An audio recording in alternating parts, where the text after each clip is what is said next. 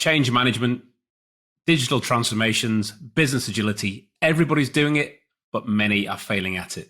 Tune in today and find out why and what you can do about it. Welcome to The Thinking Leader, brought to you by Red Team Thinking. Bad leaders react, good leaders plan, and great leaders think.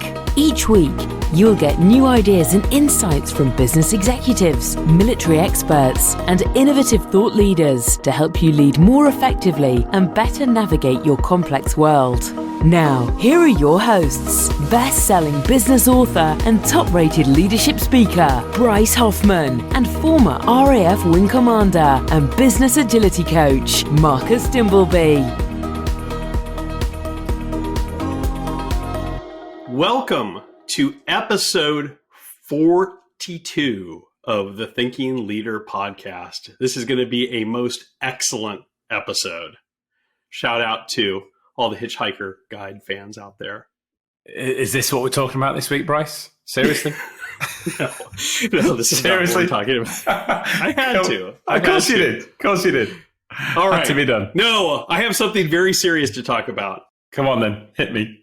The thing I want to talk about is actually just a colossal screw up by a global brand, KFC, Kentucky Fried Chicken, part of the Yum Brands empire, which for those who didn't see the news stories, on November 9th, the anniversary of Kristallnacht, the beginning of the Holocaust in Nazi Germany, KFC sent out a message through its mobile app to all of its fans and customers in Germany saying, "It's Memorial Day for Kristallnacht!" ! Treat yourself with more tender cheese on your crispy chicken. Now at KF Cheese. KF Cheese. Dear me. And the response? Well, the response has been obviously, understandably, outrage from the Jewish community in countries around the world, but especially in Germany, and just incredulity from branding experts and marketing experts about how could a company, a big global brand like KFC, allow something like this to happen? And the answer is really simple. Mm-hmm. And it's a textbook case of why we say don't outsource thinking. And when we say don't outsource thinking, we're often talking about not outsourcing thinking to expensive consultants. But the problem in this case was that they relied on a bot that they have programmed to look at the calendars of every country in the world for national observances and then create notification content for their mobile app automatically tied to whatever the local celebrations and observances are. Now, supposedly, someone was supposed to check this and didn't, but what this speaks to, Marcus, I think is I really want to unpack this because there's so much actually going on here. One is, You know how this happened. Some executive wanting to meet their targets or their cost-cutting targets, or at least look like a hero for doing so, said, why do we have, how many people was it probably? 2 or 3 people at most sitting around, probably getting paid a modest salary, doing this manually. And they said, this is great. We can automate this. We can have an algorithm written that will go and scour the internet and figure out what the holidays are in each country and the observances in each country, and then generate content. And we can save ourselves $100,000, $200,000, maybe even $300,000, by getting rid of these people. And then we could get a couple of interns to look at this before it goes out. And didn't spend 1 second after they had that idea, you can bet, thinking, is this a good idea?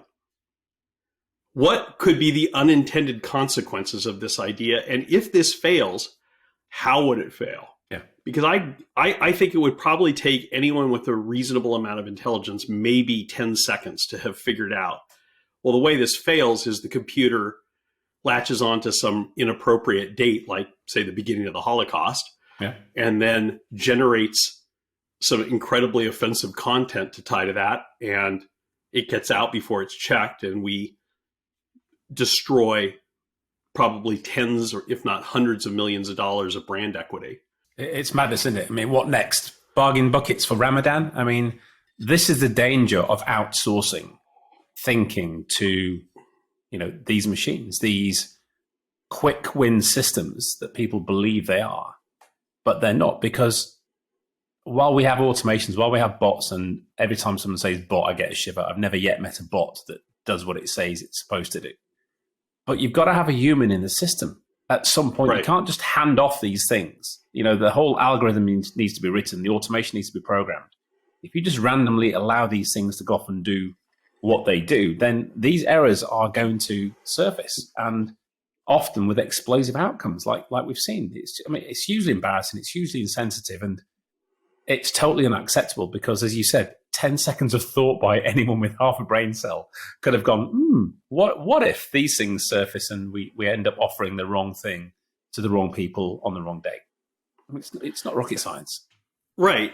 And, I do want to talk about the reliance on bots because it's a great example of, we can get into things like automation bias and stuff. Yeah. But before we even get there, I want to talk about why you see so many examples. And this isn't the only one. I mean, almost every week, if not every day, you see examples of companies just doing colossally stupid things that, again, as you said, anyone with half a brain who spent a few minutes thinking about it would say, oh, that's probably not a good idea to do that. And yet it happens all the time. And it happens because, as we say in the tagline of the show, bad leaders react, good leaders plan, and great leaders think. So you have a lot of bad leaders out there who are reacting. And that's, again, I don't know, but it's not hard to surmise that this move was a reaction to an edict to cut cost, or got to make my bonus for this quarter or this year. So I got to get my cost down to do this. I'm going to look like a hero to the boss if I come up with this clever way of using technology to get rid of a few jobs and automate this. And I'm not against automation at all, but what I am against is thoughtless automation and doing things without thinking them through and understanding what the consequences are. And that goes to the heart of what we do with Red Team Thinking is it's all about spending. It's not all about, because it's about other things as well, but a big part of it is about spending a few minutes up front thinking things through to avoid spending hours, days, or years undoing the damage that you create with a bad decision that's ill-conceived. Absolutely. And I think it goes back to what you said about why these things happening. It's this behavioral shift towards cost cutting and looking like you're the person who made those cuts by doing whatever it is you do. And coupled with that, we have what I call the seduction of technology. And we're in this digital era now, and have been for the last 2 decades, where everybody's been seduced by digital automation, RPAs, robotics, AI, bots. And because they believe it's going to give them the speed, they almost hand off to them. But it's exactly what you said. And it's that other mantra we talk a lot about, slowing down to speed up. These things are great. It's like the tools we talk about. It's like agile and lean. They are great tools, 21st century tools. But if you're not thinking of how you apply them correctly in the circumstances, in the situation, in the environment, then they're going to literally blow up in your face sometimes. So by all means, use them, but understand them. Take the time to beta test them, roll them out slowly, understand what they're going to do to your customers, to your business, and then rapidly accelerate once you've proven that. But if you just go all in up front at pace, as we've seen so many times, then the outcome is not going to be what you intended to be. And obviously, more often than not, it's potentially going to give you an adverse outcome that you had in the first place. So it costs you more through the errors you create by trying to go too fast without having your railroad mapped out in front of you as required, I think. Yeah, so that, and that gets into one of the big cognitive biases, which is automation bias. And we haven't talked about automation bias. Back in 2012, one of the first Wall Street trading firms to turn their account, their portfolio entirely over to an AI was Knight Capital. And they almost went bankrupt after their algorithm made $440 million in bad trades in just 45 minutes. And you think to yourself, if we're going to be pioneers in this area, if we're going to turn our portfolio over to a machine, probably we should be looking over its shoulder for a few months to make sure it knows what it's doing. You'd think. But no, they didn't. And the reason why is simple. It's automation bias. People tend to trust machines and the recommendations that they get from machines more than they trust their own eyes, more than they trust themselves, more than they trust other people. And, in some cases, I understand why, because, people are more prone to cognitive biases than machines are, but machines are also not error free. And we have partly, there's a lot of cultural and historical reasons for this, but we have reached the point where we tend to become so reliant on machines and on the data and indicators that they provide that we will believe it over our own eyes. So that an interesting way that they've studied this is by looking at professional pilots. And they found that in simulators, when they simulated machine malfunctions, and I don't mean mechanical malfunctions, I mean data malfunctions on the cockpit instrument panels, they found that more than half of pilots either disregarded important information when automated systems failed to alert them to it, or even worse, made a dangerous mistake based on the erroneous information that they were given.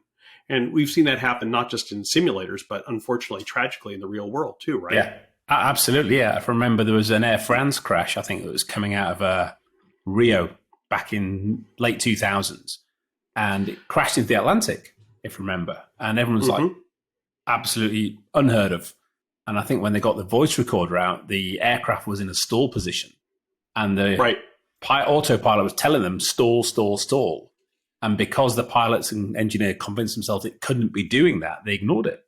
And the aircraft stalled and crashed into the ocean. And the cockpit was the voices of the crew all disagreeing with each other because they were in a state of confusion rather than trusting the time that the aircraft was stalling and they should have taken over. They didn't, and the opposite happened. That was Air France 447, and it crashed in 2009, I believe. And it was flying through a thunderstorm over the Atlantic, and the sensors on the wings, the pitos, the pitos froze. They got iced over, and so they weren't functioning. And they as you said, the cockpit recorder said that the computer was saying pull up, pull up, pull up, and yet they could hear on the cockpit audio the entire cockpit shaking as the plane was stalling.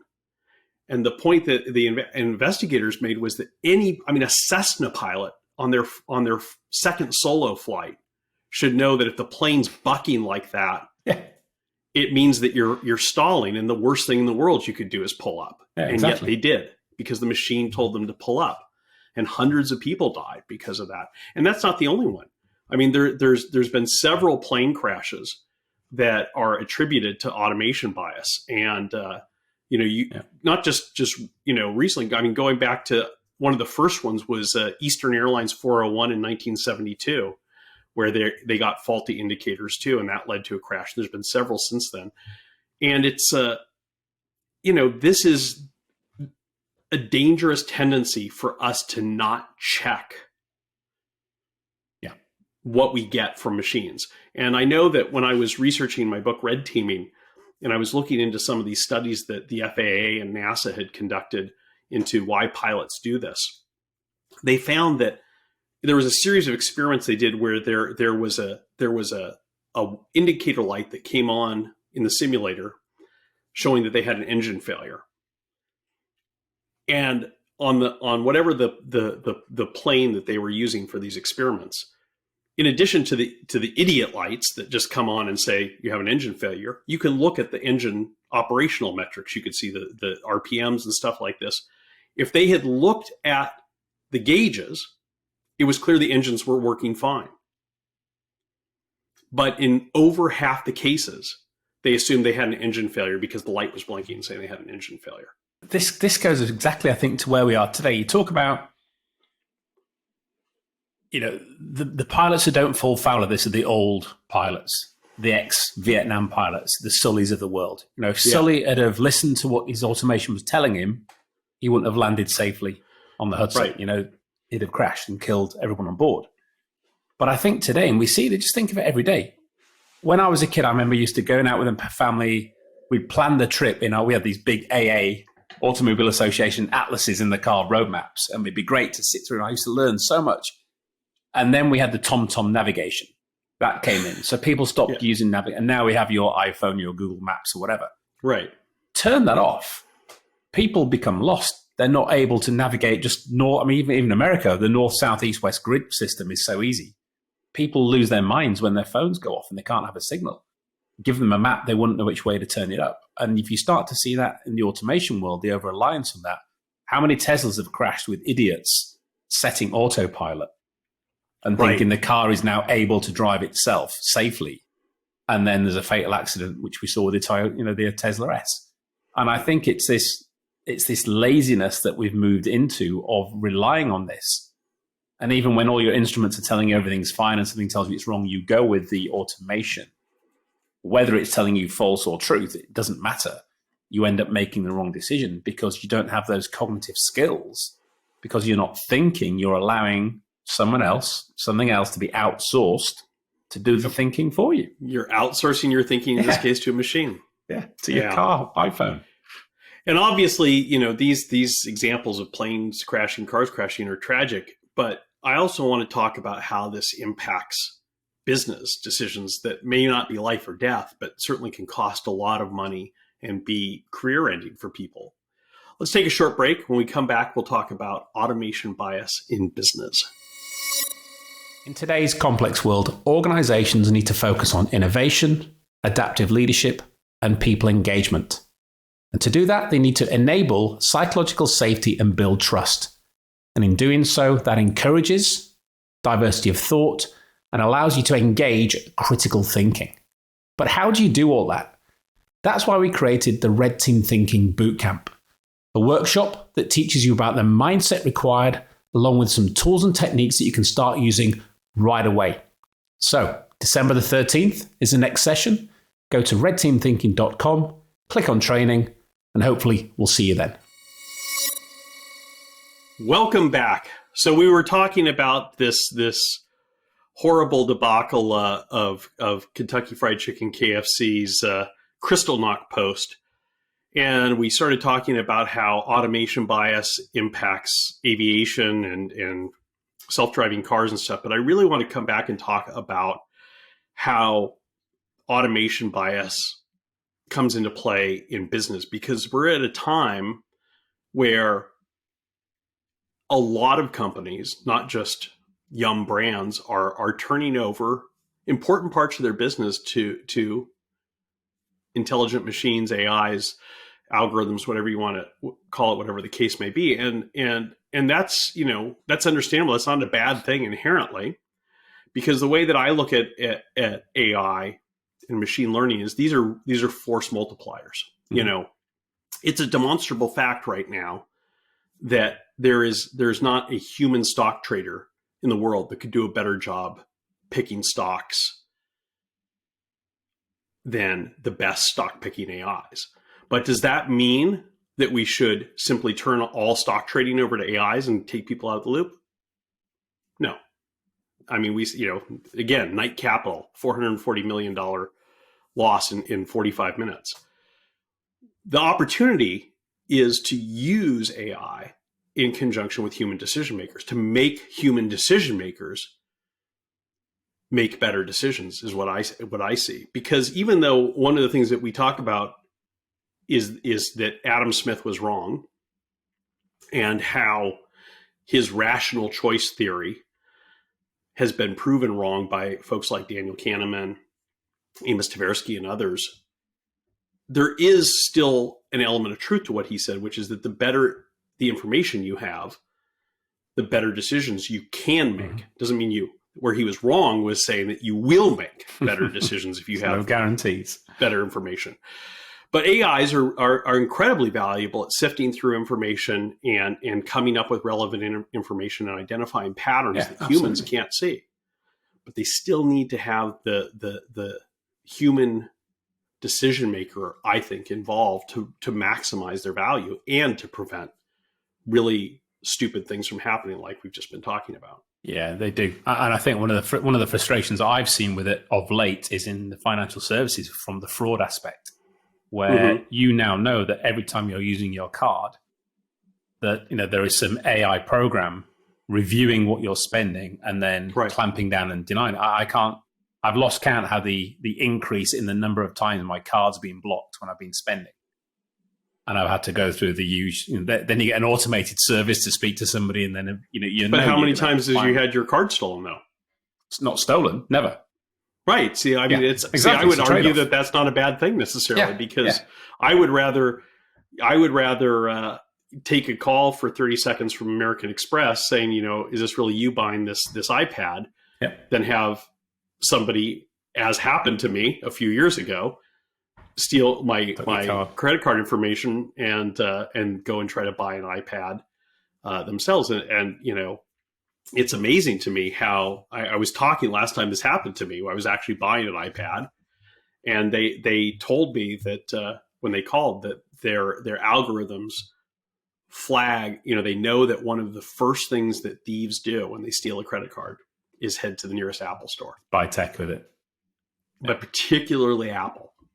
They said. And so that, and I live in a rural area. So they look at the AI looks and sees that my last transaction was 100 miles away from the Apple store. And then suddenly the next day I'm buying something at this Apple store, and it goes, wait a second, he doesn't live there. On. Yeah. And, so I think that's kind of cool, actually. It is. It only isn't cool because I know this is where the frustration is, where you've been bidding on something and then you've got to wait 10 minutes and you're like, damn, it's gone. And your card's been stopped. I've had those a few times, but hey, first world problems. But no, I think it's true. But I think it is fascinating how within business, these automation biases that are out there are just ill-considered. And I think given the opportunity that there is and the good you can put them to, you've got to take this time to consider all of the potential outcomes, the what ifs, the so what's, the domino effect of using them.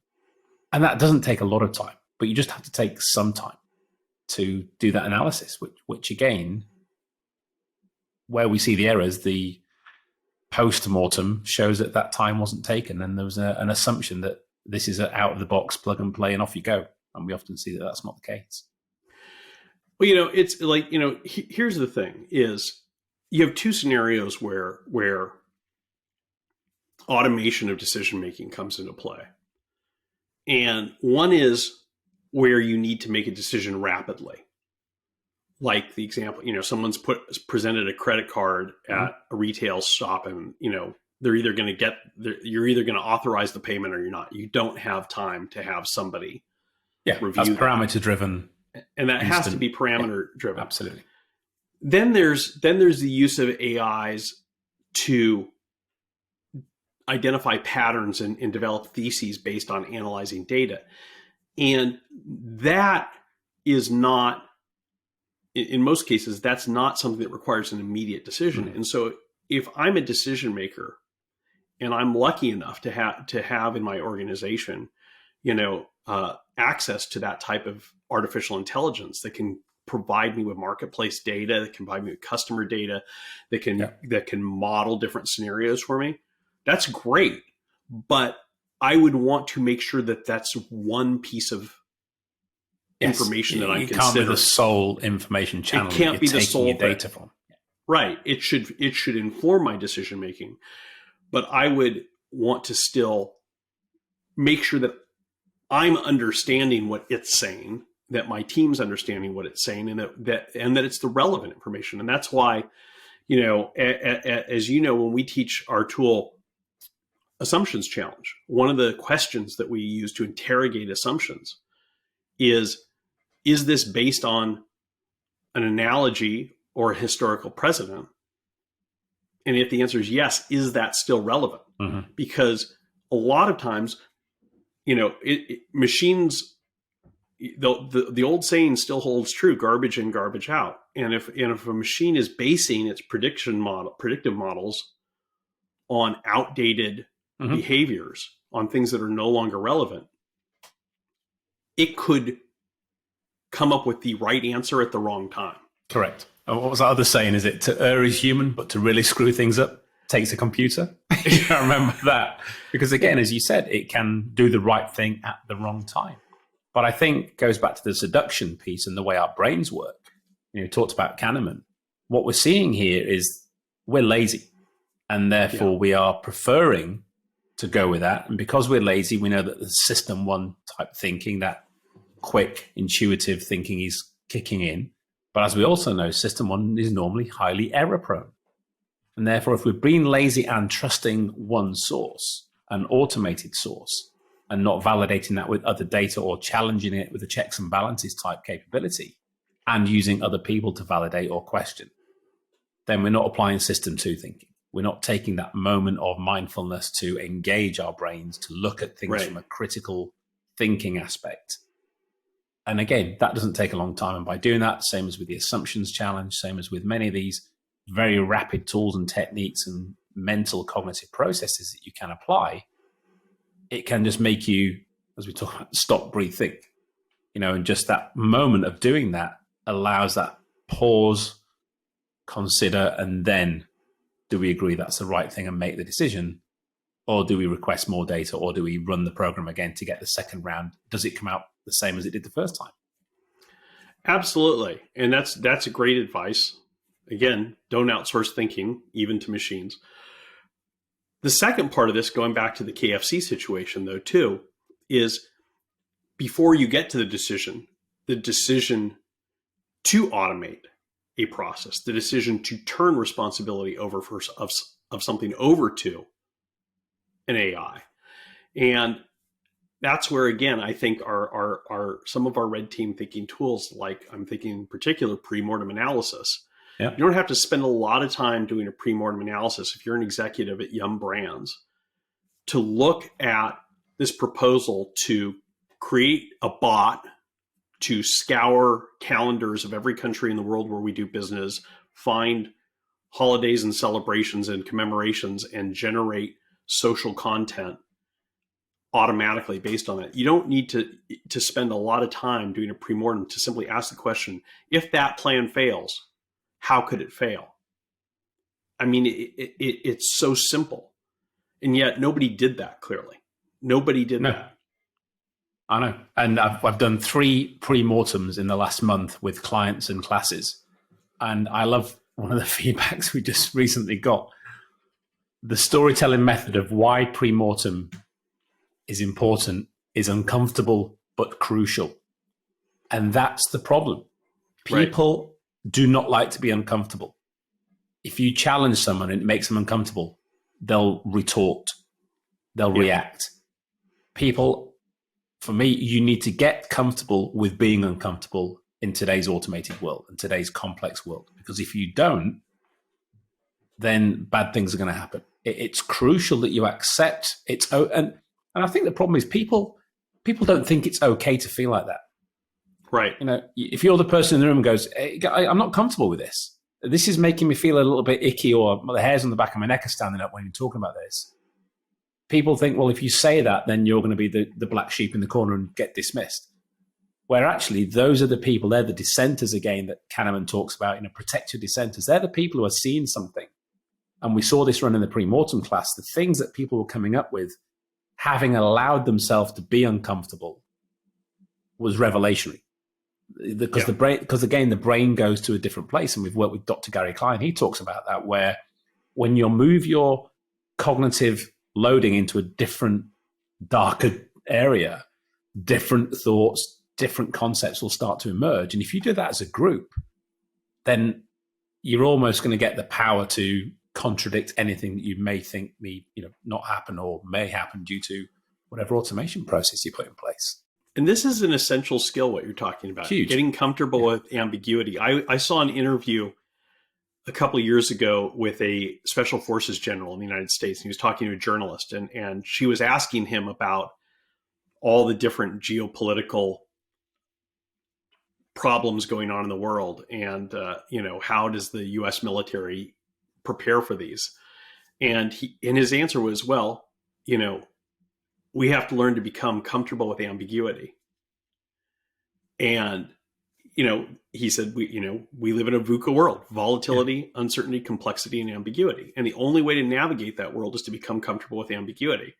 She asked him, what does it mean to be comfortable with ambiguity, in a kind of nervous voice? And he basically said, well, if you have to ask, you're not. Yeah, exactly.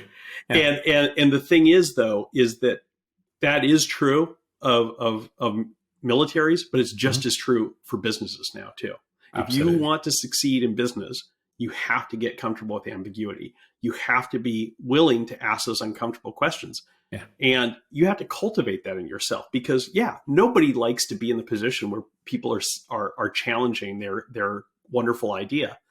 But you can train yourself to overcome that. I was somebody who didn't like to be questioned on stuff.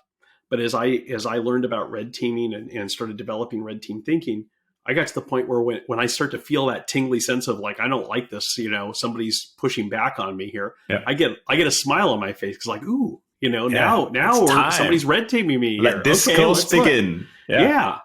Absolutely. And you've seen that in me. I'll stop in the middle of trying to convince you of something and say, oh, okay, let's talk about that. Let's discuss this. That's what you have to cultivate as a leader today. That's where the growth happens. It's where the growth happens, and it's where the error of avoidance happens too. Yeah. Because every time you do that, you're thinking more deeply about the problem. You're challenging your own assumptions. You're challenging your own thinking. And most importantly of all, you're thinking rather than reacting. Correct. And that blind spot that has been blind will come into your vision without a doubt, Right. because it goes back to what the general was saying. We're in the gray zone now. This is how we operate. We're in the gray zone. And that's a military term. But the whole world is now operating the gray zone. Very rarely are we black and white, black or white.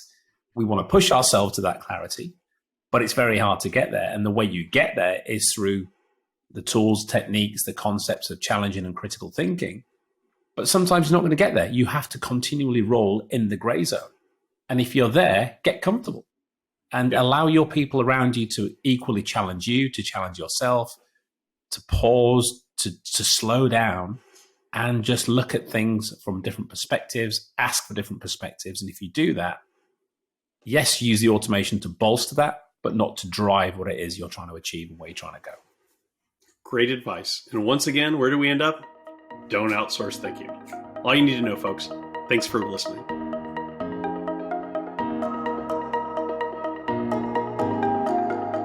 Thank you for tuning in to The Thinking Leader.